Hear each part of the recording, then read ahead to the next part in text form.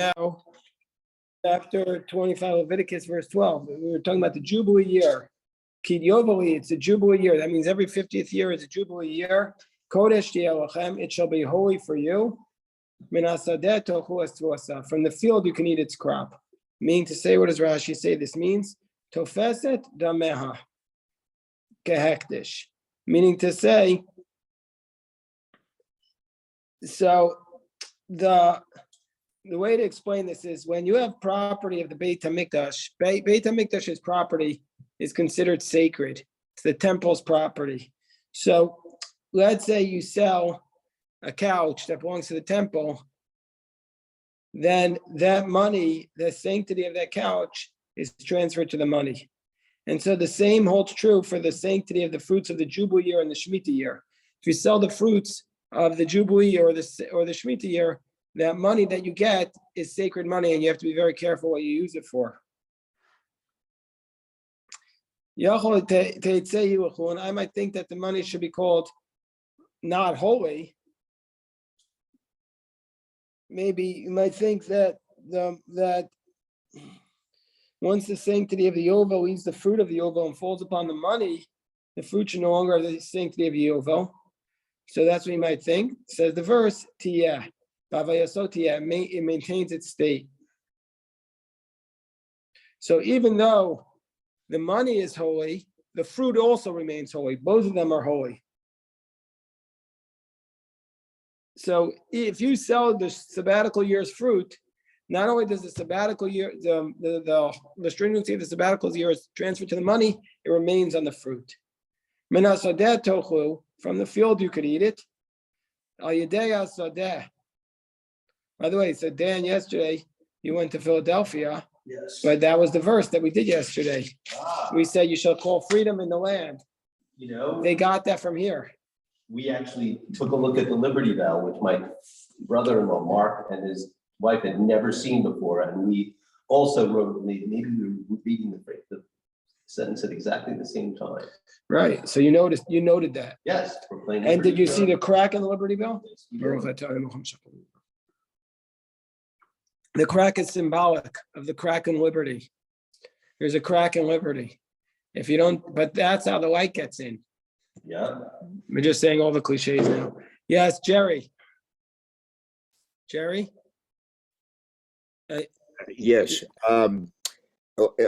This food, the Jubilee food, the food itself is holy. And the verse says that you must eat it. What if you give it to a friend? Is that breaking a commandment? You can sell it, but if your friend comes to your house and you have it there, he could eat it. You know how to sell it or exchange it for something. Correct. Yes. Okay. I was wondering whether someone who isn't you, someone who doesn't own the field, may he participate? For sure. Nobody owns the field in the sabbatical year. The field is ownerless. Anybody can come into the field and eat it. I see. Okay, thank you. Yeah, sure. By means of the field, you can eat from the produce of the house. Rashi tells us what this means. That if this food was finished for the wild animals in the field, so let's say the wild animals have nothing to eat in the field. Let's say you're growing wheat in the field, or let's say wheat was growing in the field, and the wild animals come in and there's none left for them. If you have wheat in your house, you need to destroy it. The same law by sabbatical year, by the Jubilee year. Verse 13. In the sabbatical year, in the Jubilee year, each man shall return to his inheritance. My friend once told me that the Jubilee year is proof that God wrote the Torah. Because no wealthy man would ever say after 50 years the property is going to go back to the poor people. And no poor man would wait 50 years. So it must be that a divine source wrote the Torah. Yes, Jerry. I don't understand the connection between a wild animal eating the food of the field and you having to destroy any food in your own home. Well, Because it's based upon the verse. The verse stated earlier by the sabbatical year, you have to leave the food.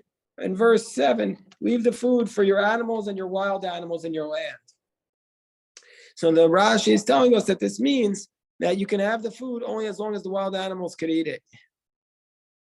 well, does this mean that you have to deny yourself if there's a minimal amount of food in the field and you have a minimal amount of food in your house? Does that mean you have to deny yourself because of the welfare of the animals? No, that's not what it's saying. It's saying that if you have food in your house, which you picked from the sabbatical year, you're not allowed to store it. We don't want you storing it up for later. So you can only keep it in your house until that food in the field is no longer there. Ah, okay. Thank you. So Sure. maybe the word destroy wasn't the right one. Hefker means that you allow anybody who wants to come and take from it. Yeah. Yeah. Okay, so now in verse 13, each man will return to his original inheritance. It already says that in verse 10. Ella, so why does it repeat it?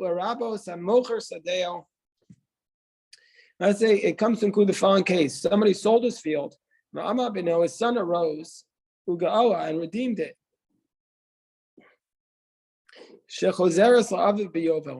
it goes back to his father in the Jubilee year.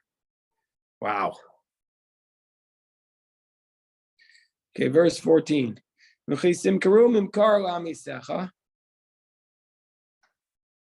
say you make a sale to your fellow. Yes, Jerry. Well, what about the Prusbul of Hillel, who promoted the act of borrowing money as one approaches Jubilee? Commerce would stop. Here, when a man sells a house, a piece of property, and he would never, no one would ever buy a piece of property from somebody as you approach the Jubilee year, because a son or a relative could come and redeem it. Does Hillel's Prusbul apply to the sale of land as it is as it applies to borrowing money? No, the Hillel's Prusbul only applies to loans, but land goes back to its original owner. So no buyer in his right mind would buy a piece of land as the Jubilee approaches. No, it's just. You wouldn't pay full price. You'd pay a discounted price Yeah. based on the value of what's remaining. Or you might be betting on the fact that you can somehow wiggle out of it. Like refuse to hand it over. Test the courts. I'm just saying, yeah, they'll buy it. Yes. Verse Yes. 15 and 16 explains Yeah. how actual sales went. Let's say you want to sell something to your friend, or you want to purchase something. You're not allowed to victimize one another. What does that mean? Rashi tells us. Rashi says, "Lefi pshuto," simply speaking, it sounds kamashmo, like what it says. Ra'od yesh drasha. There is an exegetical interpretation. Minayin kishata mocher mechor Yisrael chaverecha. How do you know that when you sell, you should sell the land to your fellow Jew? Says the verse, "Kitim kru mimkar mechor la'amitecha." Sell to your fellow Jew. Minayin shem batelik nos kanemi Yisrael chaverecha. You're going to come and purchase from your friend. Says the verse, O kano miyada misecha. So basically, we learn from here that you should ideally sell to somebody within the community. I met with some people from the African American community, some business owners, and they were a little resentful, these people, because they said the Jews keep the money in the community, which is kind of true. And they said we have to learn to do this in the African American community. Like we all, you all know somebody because we're tight-knit communities, so we'd rather give the business to our friend.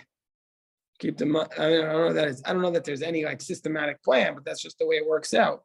And here, that's what Rashi's saying you should be doing. Okay. Let's just say that historically, if the Jews hadn't taken care of themselves, no one else was taking care of them. Of course.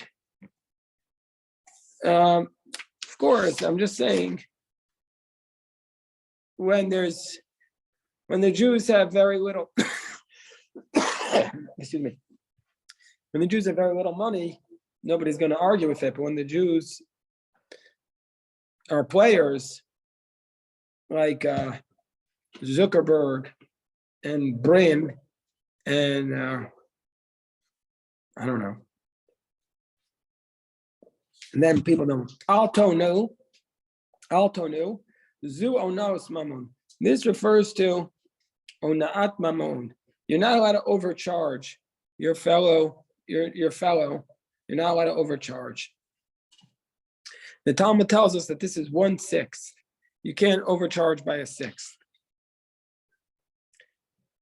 What does that mean? Your profit margin is limited to 1/6. So if you buy something for, I don't know, $5, you can't charge more than $6. So Is that what it means? the question is, how do you calculate the 6? Is it a 6 from within or a 6 from without? So the Talmud debates that, but basically, yeah. And if you charge more than it, this sale is null and void. But it doesn't apply to real estate, because real estate is something that people desperately want. They'll pay any price for it.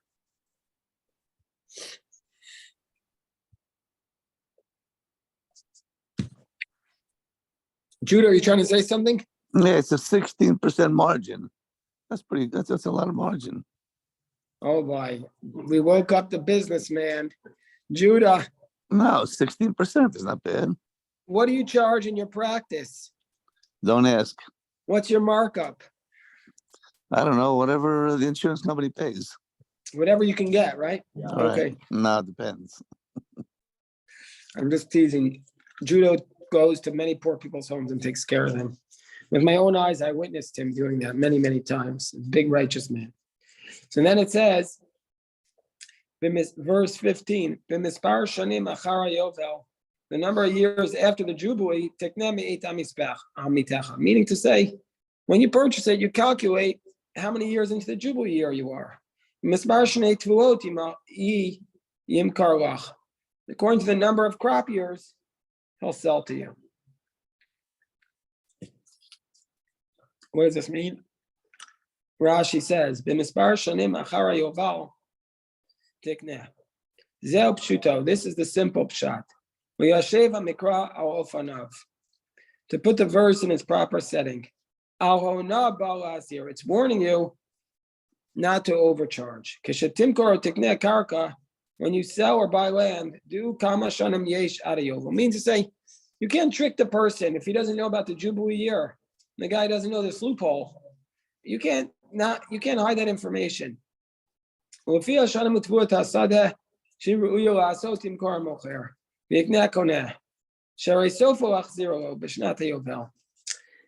have to give these facts, that the land is going back. And if there are very few years until the Jubilee, and he sells it for a very expensive price, the buyer has been victimized. But if there's a lot of years, and the person who buys it will buy many crops, then the seller is victimized. You have to purchase it according to the time. You know, but Dan, wouldn't an economist argue that whatever price you pay is the fair price? But this case, you've hid information. Well, so But you didn't an hide economist- information. An economist would say, whatever price you pay is a fair price if both sides have equal information. Yeah, but both sides have equal access to this information. The other guy just needs to open the Chumash. Well, then, yeah. No, he has to go to the Sanhedrin in Jerusalem and find out what you were in. Yeah, but he just has to do his due diligence. That's a big trip. You can't take advantage of the person who didn't do his due diligence. And that's why it states, by the way, Judah, I don't believe you're right when you said it's 16%, because it's actually 20%. Because if you do a sixth from the outside, so if it's $5, you can't charge 6. That's 20% from the outside. What do you mean from the outside? Meaning to say 20, you can either take something and say, what's 20% that will get you to $5? Or what's 20% after you got to $5? No, you said they can't charge more than 1/6 of the price, right? Yeah, but figuring it out from the outside. Told him. What about the, You follow that, Judah? what No, about, say it again. You can't. You said if you pay more than 1/6, Right. So what's 20% of $5? It $1. depends what your starting point is. If your starting point is, 20% of $5 is $1. yeah, but it depends. If you say, what will get me to $5? Then it's 80 cents. Right. Yeah. So that's what the rabbis debate. So if it's 80 cents, that's probably around 16%. But if it's $1, that's 20%. no. What does the pasuk say? Could you read it again? The pasuk doesn't talk about that. You said you can't overcharge anybody, and 1/6 is the usual, up to 1/6, probably. Yeah, but there's 2 ways to figure out 1/6. You're wrong. Oh, no, but you're talking about, I know what you mean. You mean if the price is $5, then the other guy paid $3.20 or $4.20, whatever, 86, 80 cents. Right, exactly, Judah. Like if I want you to put me to sleep and you said it's $5, but really only supposed to be $4.20, then you did over 1/6.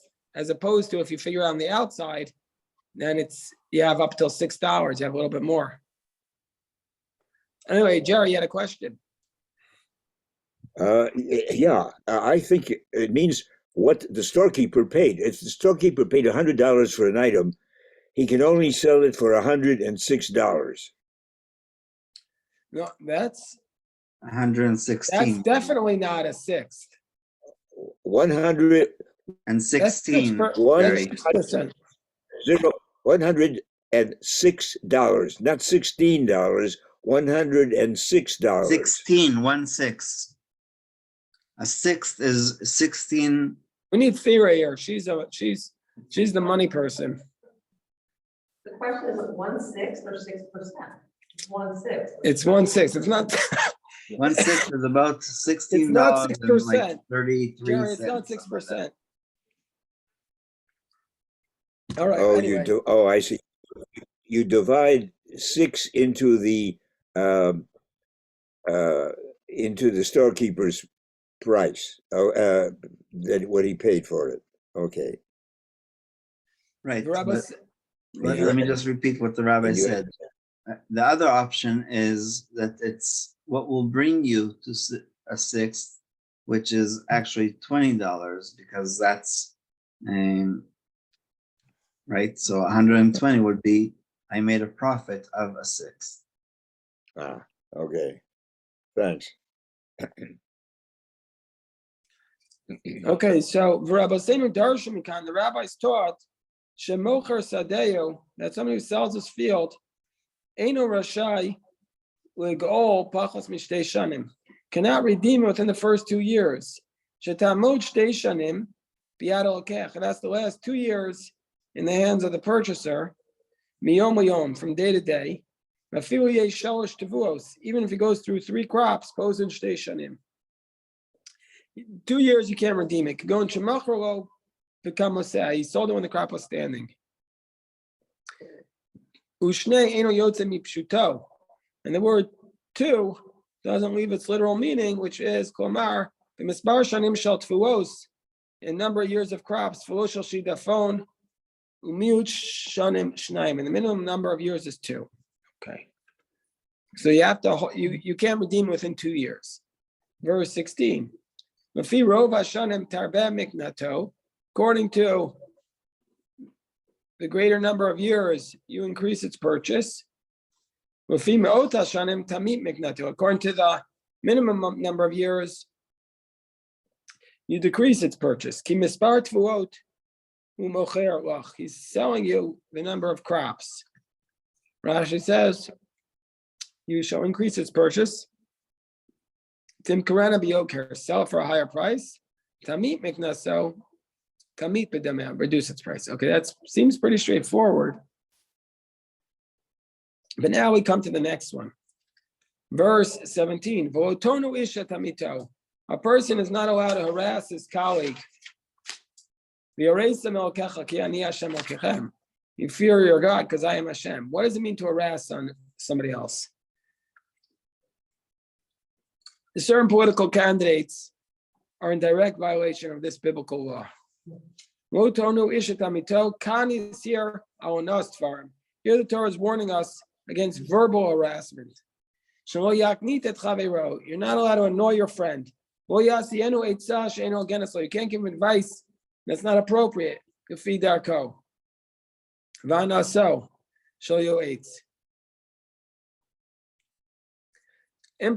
you're going to say, who's going to know if I really intended to give him bad advice?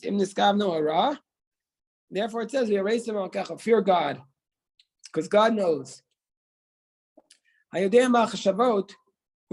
one who knows thoughts, God knows your intentions. Anything given over to the heart. You can only recognize the one whose heart the thought is.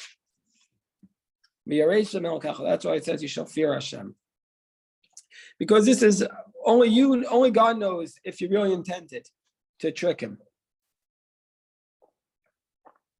and give him bad advice. Verse 18. V'asitem es chukosai ves mishpatai tishmeru. You shall do my laws and your judgments. V'asisem osam. You shall do them. V'kshavtem al aretz levetach. You shall dwell in the land securely. Rashi says, Shebavon Shemitah, for the sin of Shemitah, Yisrael goim. Israel goes into exile, as it states, then the land will appease its Shemitah years. If you don't keep the sabbatical year, we're told that you're going to go into exile. As it states, there were 70 sabbatical years that they did not keep. That's over 350 years, right? Wait, no, 420 years. Wait, what's 70 times 7? 490 years. Those 490 years, they did not keep it. 490 years until they went into exile from the time that they didn't keep those sabbatical years. So that's based upon the verse in Divrei Hayamim.